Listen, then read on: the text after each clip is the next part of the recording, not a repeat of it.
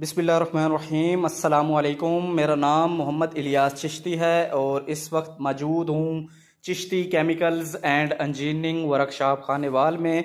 अल्हम्दुलिल्लाह एक और मैनुअल मिक्सर जिसकी कैपेसिटी 20 किलोग्राम है और ये आज बुक होने जा रहा है हैदराबाद के लिए। वकार साहब है, उन्होंने ऑनलाइन हमसे ये मिक्सर मंगवाया है। उनका बहुत बहुत शुक्रिया कि उन्होंने हमारे ऊपर एतमाद किया, Chishti chemicals and engineering workshop पर एतमाद किया और आज हम इसको डिस्पैच करने जा रहे हैं हैदराबाद के लिए।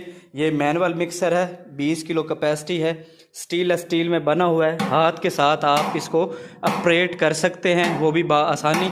नीचे स्टील की जाली लगी हुई है ताकि आप इसका सरफ बनाने के बाद स्टील की जाली के ज़रिए आप सरफ को छान सकें।